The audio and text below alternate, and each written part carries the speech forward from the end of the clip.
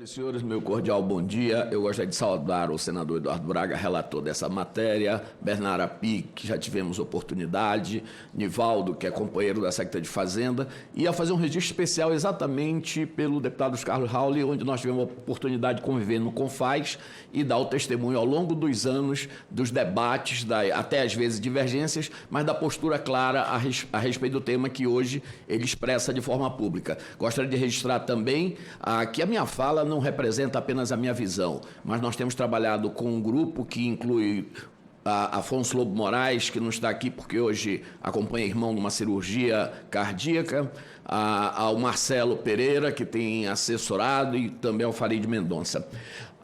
Gostaria também de dizer que temos trabalhado junto com a atual equipe da SUFRAMA, vejo ali o Dr. Fred Aguiar e o economista Pátrio Boscar, né, em que temos trazido nossas preocupações. Fico muito feliz, a fala do Dr. Rauli me suscita tratar outros temas, mas eu vou tentar ser o mais disciplinado possível. Mas digo que as preocupações que aqui trago não se trata apenas da relevância para essa ou aquela empresa, mas para o futuro do modelo, para a sua sustentação, para que ele continue gerando essas externalidades, esses efeitos positivos. Eu tenho alguns pontos na indústria e digo, senhor senador, que vamos tratar aqui exatamente desses dois pontos, trazer também algumas preocupações da questão do comércio. Para que nós não percamos tempo, na discussão da indústria, nós temos uma preocupação específica com o artigo que hoje é o 447, que é o crédito presumido na saída da produção industrial.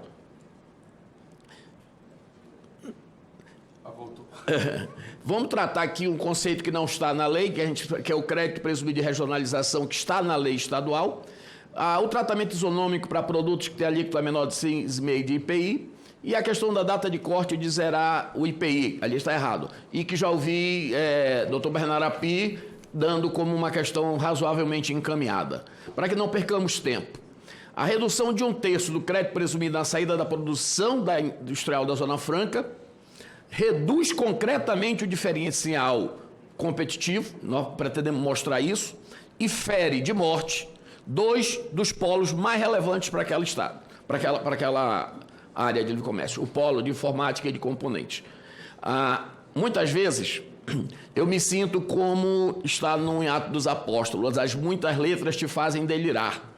Eu acho que os muitos números também já estão me colocando para delirar. O que é que nós temos que mostrar aqui? Nós tentamos fazer da forma mais simples possível uma simulação que extrai qualquer variável que não seja o comportamento do próprio tributo. Só o comportamento do tributo. Este quadro não diz muita coisa, mas ele quer explicar como que nós trabalhamos os parâmetros. Numa hipótese de uma entrada total de insumos de R$100 e uma venda de produção 350, o que aconteceria com esses tributos? Mas essas entradas de insumo, nós utilizamos uma ponderação que considerou os últimos 5 anos da entrada de insumos da SUFRAMA. Então, 65% de insumos são do exterior, 15,20% nacional e de 19,40% de insumos locais, do nosso bem intermediário. Esses bens de condição de exterior, eles têm a seguinte tributação dentro e fora da Zona Franca de Manaus. Antes de explicar as alíquotas, nós, como vamos comparar com o novo sistema IBS, que é por fora, o que fizemos? Consideramos também as alíquotas atuais do ICMS por fora, certo? Então, no ICMS, na Zona Franca de Manaus, a alíquota hoje modal é 20%. Então, a entrada do exterior é tributada com 25%. Tá certo? O que é esse por fora? Porque quem não é especialista e está nos assistindo não vai entender o que quer dizer ICMS por fora. Ganhei 4 minutos. Não, ganhou 1 minuto, vai. O ICMS ele tem uma modalidade onde o imposto integra a própria base. Então, quando você compra uma mercadoria que paga R$100, ali está o imposto. Ora, se em R$100, se 20% é o imposto, R$20 é o imposto, então o custo fora do imposto é 80, certo? 20 é alíquota, 80 de imposto, ou 80 de custo da mercadoria e 20 de imposto. Se nós pegarmos isso e formos calcular separadamente por fora, 20 reais é 25% de 80. Então, 20 por dentro, por fora, 25 aqui. Então, é isso que nós transformamos.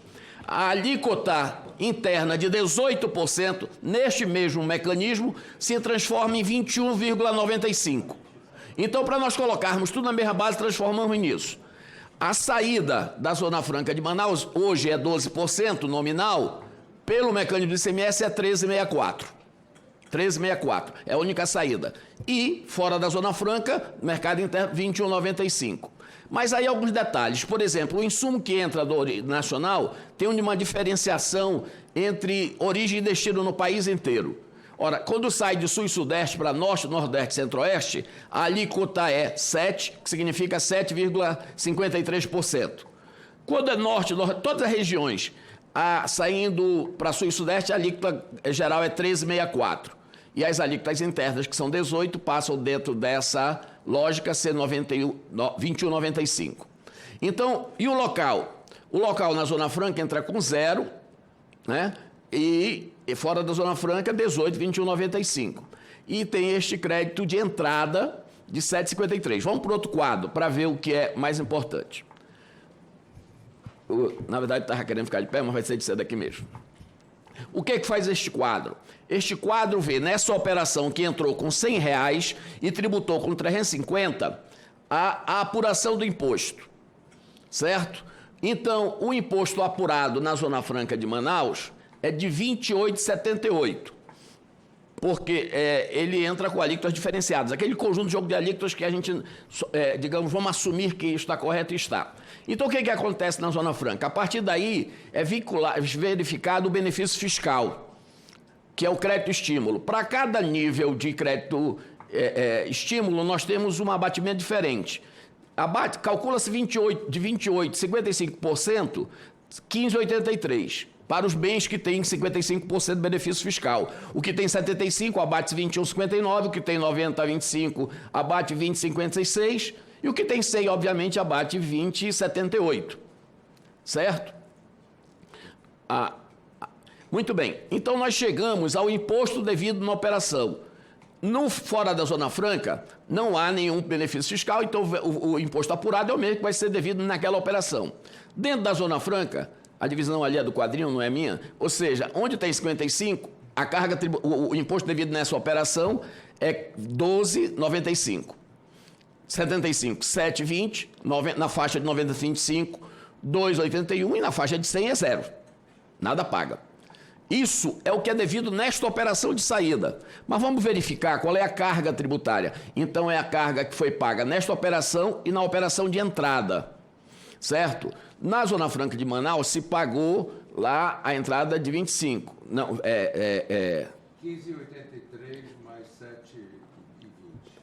Ok, nós estamos na carga tributária 29,30 para 55, 75% dá 23,55, e veja que 90, 25 e 100 baixa substancialmente. Por quê? Está marcado ali. Porque não pagou nada na entrada. Esses dois, na entrada de insumos importados, no insumo importado, não paga, então não tem nem coisa anterior. Muito bem, se eu somar o valor deste imposto com o custo da mercadoria, que era 350, eu chego a essas 4 fases. Certo? Fazendo a mesma... O que importa?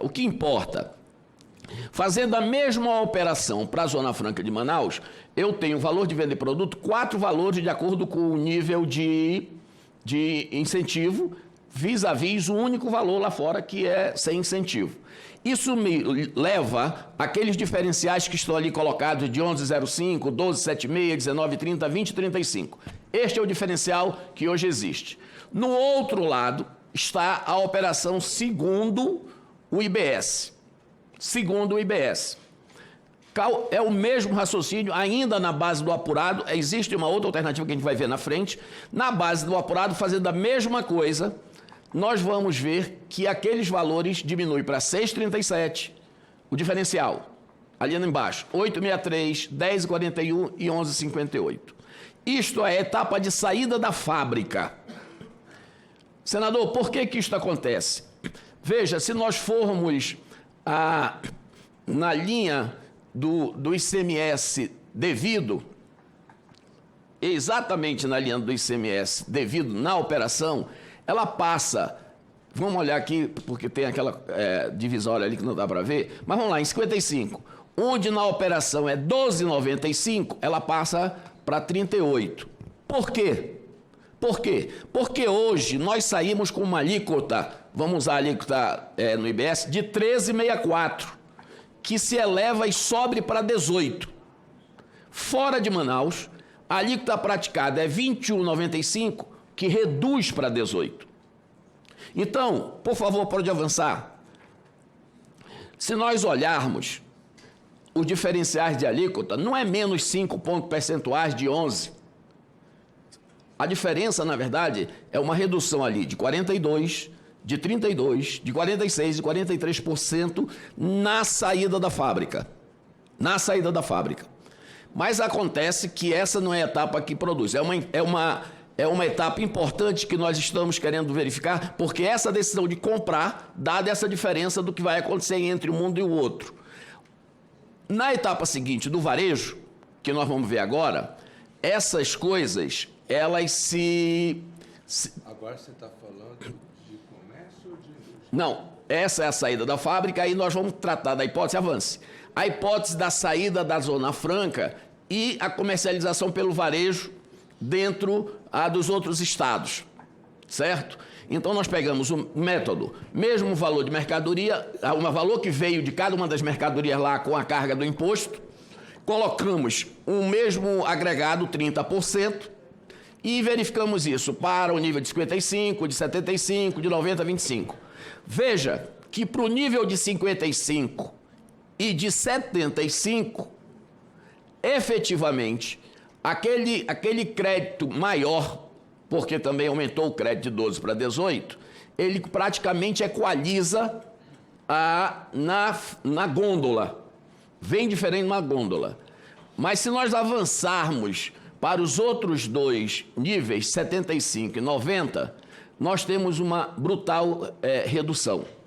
Exatamente que são os bens intermediários e o bem de informática. Por que se dá isso? Porque esses dois... Imprime isso, por favor. Porque esses... Duas vias. Porque esses dois já não têm o favor que foi adicionado no modelo hoje, que é a oneração do insumo na entrada do importado. Então, isto faz com que não tenha a recomposição que tem nos dois primeiros níveis. Vamos para o quadrinho a seguir. E este, considerando o paradigma do ICMS que nós temos hoje, de 776, 957, 1661, 1763, esses são os diferenciais hoje no ICMS, já no varejo. E lá ao lado está a comparação com o varejo. Veja que 75 praticamente igualou. A diferença, que pode parecer pequena no nível de 55, que é a regra geral, é de menos 8,55%. Mas veja quanto é que a redução, muito forte, na questão dos, que eu já citei, bens intermediários, que é a verticalização, algo altamente positivo para isso, e no bem de informática. Fica claro no bem de informática, gostaria de fazer isso, que, veja bem, a diferença do bem de informática, ela é grande,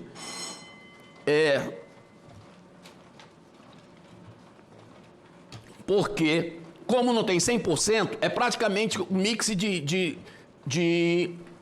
tributação dos outros. Como é 21,95, se eu considerar só uma origem, a diferença hoje seria 21,95. E essa diferença vai reduzir para 18, porque seria a nova alíquota.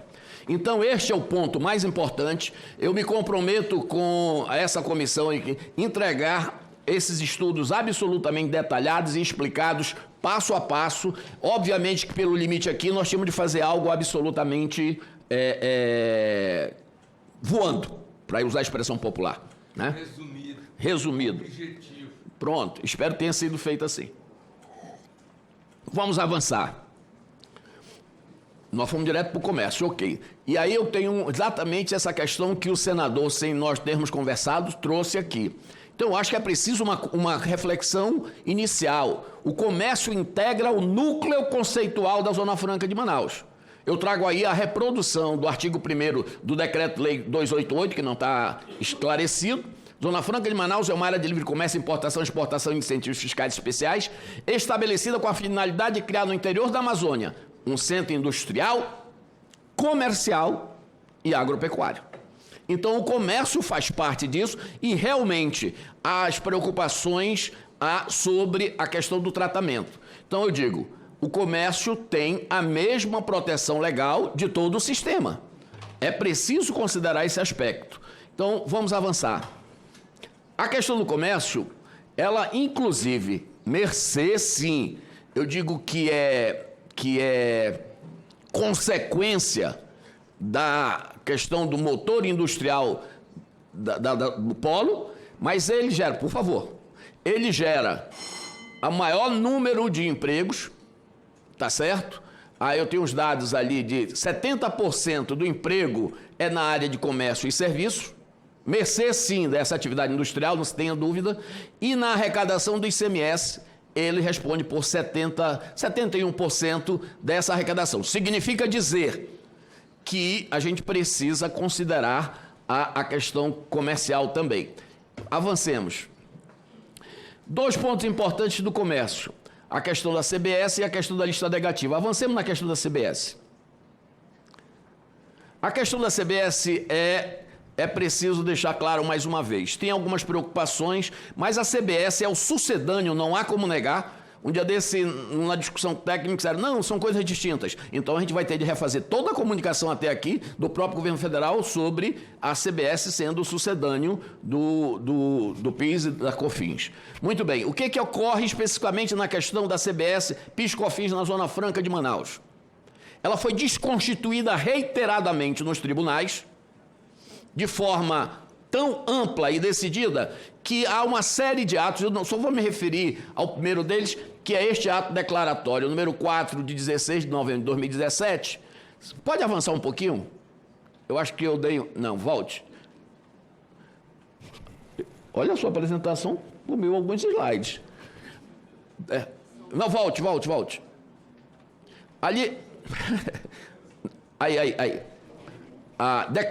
O ato declaratório declara que fica autorizada a dispensa de apresentação, de contestação, de interposição de recursos e desistência dos já interpostos desde que exista outro fundamento nas ações judiciais que discutam com base no artigo 4º do Decreto-Lei 288, de 28 de fevereiro, a questão do PIS/COFINS. Esse raciocínio foi modificado, foi aqui, mas o fato é que isto se dá em relação das decisões de tribunais, inclusive com decisões com trânsito em julgado. Se pretende modificar, tá certo?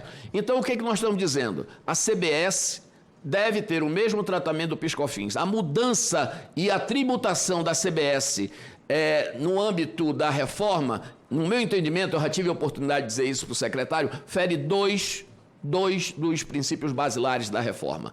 O primeiro dele é a neutralidade. Ele introduz uma tributação que já não existe.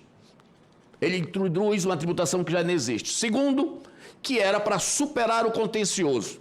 A Receita anda mudando a sua orientação, eu diria porque é pela essa coisa da veia que tem ainda do amor ao contencioso. Nós precisamos avançar. Se nós não fizermos isso, nós temos um contencioso novo no dia 0 da reforma. No dia 0 da reforma, nós temos um contencioso novo. Mas aí existem algumas preocupações que foram trazidas, inclusive, pelo governo do Amazonas. Ora, há um risco de que esse tratamento dado à CBS seja estendido ao IBS. Sendo estendido ao IBS, isso comprometeria de morte a arrecadação do Estado. Já concluo, senador. A arrecadação do Estado. Algumas ponderações, e nós tivemos uma reunião com o governador Wilson Lima, os representantes do comércio, estava lá também o procurador-geral do Estado, onde o governador deu uma orientação no sentido, digamos, de acatar a essa posição e trazer para cá essa coisa, desde que, digamos, ajustada a redação que assegurasse. Esse risco, preciso dizer muito claro, vejo como com enorme impossibilidade. Será que isso existe? Com uma baixíssima possibilidade de ser realizado, para se deixar claro. Por quê? Primeiro, no mundo de hoje, neste irregular, hoje, no framework legal hoje, a Constituição não permite a isenção heterônoma. Não é um poder que vai dizer que isso é tratado por outro, que seja isento por outro nível de poder. Então, nós estamos vivendo uma passagem de um mecanismo para o outro. A lei complementar é a regra fundante dos dois tributos. E tem uma regra na lei complementar que ele diz, para ser didático, que eles são gêmeos. Mas nessa mesma lei complementar diz que no caso da Zona Franca, eles podem ter tratamento diferenciado. E a lei já traz para outros pontos este tratamento diferenciado. Mas aí se alega o seguinte: olha, acontece que este conceito de que equivale a uma exportação está no Decreto-Lei 288. Mas eu lembro também que o Decreto-Lei 288, no seu artigo 49, faz uma referência de que cabe, dentro da Zona Franca, nas operações internas, o imposto de circulação de mercadorias. Então, esse risco é muito pequeno. O que é que nós temos aqui? Nós temos uma preocupação naquela que trouxe o senador ao se reportar à questão do comércio. Um ônus novo, desnecessário, para uma região que o Brasil está testemunhando as dificuldades logísticas.